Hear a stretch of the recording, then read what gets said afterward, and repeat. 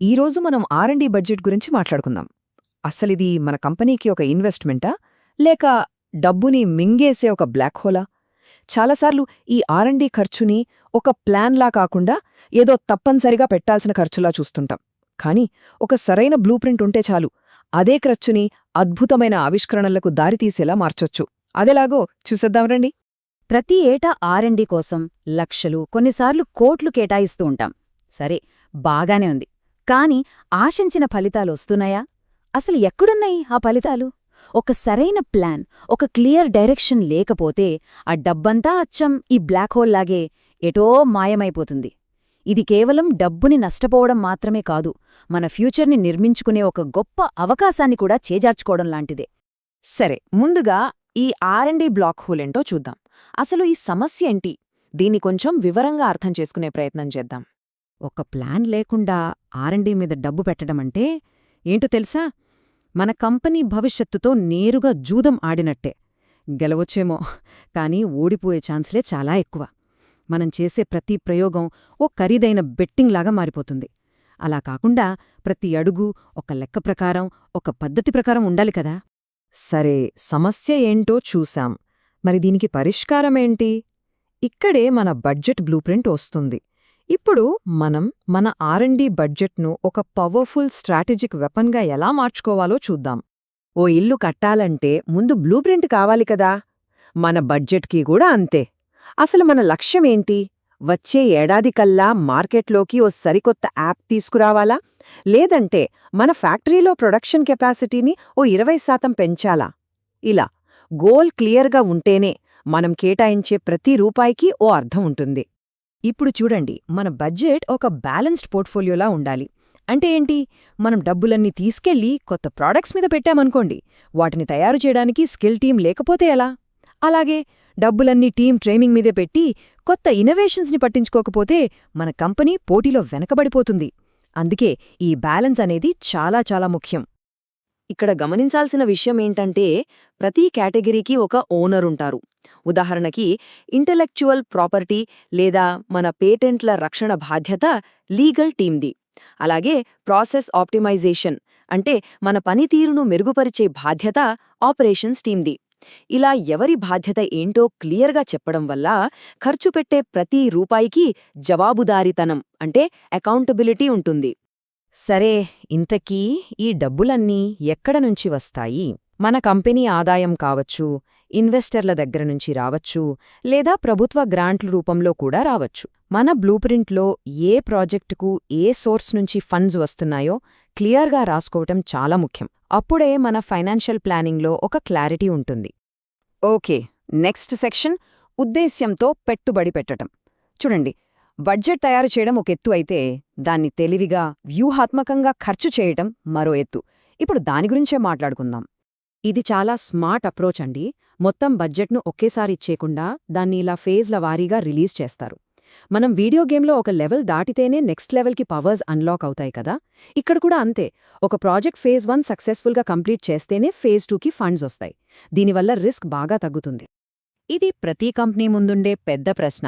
మనం మన ప్రస్తుత ఇంజిన్ను ఇంకాస్త ట్యూన్ చెయ్యాలా, లేక పూర్తిగా ఓ కొత్త రాకెట్నే నిర్మించాలా?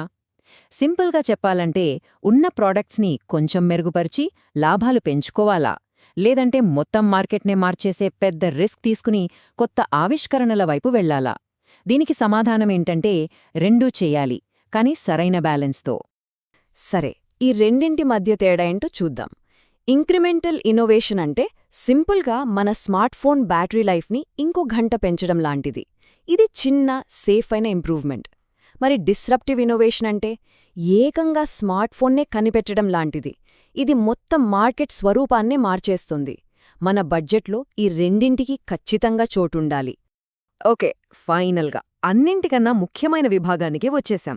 మనం పెట్టిన డబ్బు నిజంగా ఫలితాలను ఇస్తోందా లేదా అని ఎలా తెలుసుకోవాలి, ఎలా నిర్ధారించుకోవాలి? ఇదంతా మెజర్మెంట్ అంటే కొలవడం మరియు కంట్రోల్ గురించి. మన దగ్గర బ్లూ ప్రింట్ ఎంత పర్ఫెక్ట్గా ఉన్నా, మనం సరైన దారిలో వెళుతున్నామా లేదా అని చెప్పడానికి ఒక కంపాస్ కావాలి కదా. ఇక్కడ కంపాసే ఈ కీ పర్ఫార్మెన్స్ ఇండికేటర్స్ లేదా సింపుల్గా కేపీఐస్. మనం పెడుతున్న ఖర్చుకు తగ్గట్టు ఫలితాలొస్తున్నాయా లేదా అని ఇవి మనకు కొలిచి చూపిస్తాయి. మొదటి కేపీఐ మన మొత్తం ఆదాయంలో ఆర్ఎండి ఖర్చు ఎంత శాతముంది. ఫర్ ఎగ్జాంపుల్, ఒక టెక్ కంపెనీ తన ఆదాయంలో 15-20% దాకా ఖర్చు చేయొచ్చు. అదే ఓ మ్యానుఫ్యాక్చరింగ్ కంపెనీ అయితే 3-5% మాత్రమే పెట్టొచ్చు. ఈ నంబర్ ఏం చెప్తుందంటే, మన ఇండస్ట్రీని బట్టి, మన గోల్స్ని బట్టి మనం ఫ్యూచర్ కోసం ఎంత పెద్ద రిస్క్ తీసుకుంటున్నామని. ఇక రెండోది బహుశా ఇదే అన్నింటికన్నా ముఖ్యమైన కేపీఐ, రిటర్న్ ఆన్ ఇన్వెస్ట్మెంట్ అంటే ROI. ఇది అడిగేది ఒక్కటే సింపుల్ ప్రశ్న. మనం ఆర్ఎండీలో పెట్టిన ప్రతి రూపాయికి మనకు తిరిగి ఎన్ని రూపాయలు లాభంగా వస్తున్నాయి? ఉదాహరణకి 300% ROI అంటే మనం పెట్టిన ప్రతి 100 రూపాయలకు 300 రూపాయలు సంపాదించామని లెక్క. మన ఇన్నోవేషన్స్ వల్ల ఫైనాన్షియల్గా ఎంత ఇంపాక్ట్ క్రియేట్ అయిందో చెప్పేది ఇదే. ఇక చివరిది బడ్జెట్ యూటిలైజేషన్ రేట్. మన టీం ఎంత ఎఫిషియెంట్గా పనిచేస్తుందో ఇది చెబుతుంది.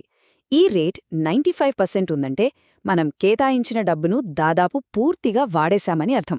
కాని అదే 50% ఉంటే ఎందుకు? ప్రాజెక్టులు ఏమైనా ఆలస్యమవుతున్నాయా, లేక మనమే అవసరానికి మించి బడ్జెట్ ఇచ్చేశామా? ఈ ఒక్క నంబర్ ఇలాంటి చాలా ముఖ్యమైన ప్రశ్నలను మన ముందుంచుతుంది. చూడండి, బడ్జెట్ అనేది రాతిమీద చిక్కిన శాసనం కాదు. దాన్ని ఎప్పటికప్పుడు సమీక్షించుకుంటూ, మార్పులు చేసుకుంటూ ఉండాలి. ఇక్కడ సింపుల్ ప్రాసెస్ ఉంది. ముందుగా కేపీఐ పర్ఫార్మెన్స్ ఎలా ఉందో చూడాలి. ఆ తరువాత అనుకున్న దానికి, జరిగిన దానికి మధ్య తేడాలు ఎందుకొచ్చాయో విశ్లేషించాలి. ఇక చివరగా అవసరమైతే బడ్జెట్ను అడ్జస్ట్ చేయాలి, అంటే రీఅలొకేట్ చేయాలి. ఇలా చేయడం వల్లే మన బ్లూ ప్రింట్ ఎప్పుడూ లైవ్గా, రియాలిటీకి తగ్గట్టుగా ఉంటుంది. చివరగా మన మొత్తం ఆర్ఎండి స్ట్రాటజీని నిర్దేశించే ఒకే ఒక్క ప్రశ్న ఇది. మన కంపెనీ ఫైనాన్షియల్ సేఫ్టీని కాపాడుకుంటూనే మన ఇన్నోవేషన్ ఇంజిన్ను ఫుల్ స్పీడ్లో నడిపించేలా మన ఆర్ఎండి బడ్జెట్ ఉందా?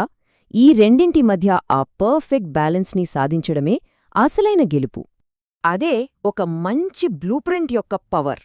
అది ఆర్ఎండి బడ్జెట్ను ఒక కన్ఫ్యూషన్ నుంచి ఒక క్లియర్ రోడ్ మ్యాప్గా మారుస్తుంది. గందరగోళాన్ని పోగొట్టి ఒక కాన్ఫిడెన్స్నిస్తుంది. ఆలోచించండి, మన తర్వాతి గొప్ప ఆవిష్కరణకు దారి చూపేది బహుశా మన బడ్జెట్ డాక్యుమెంటే కావచ్చు.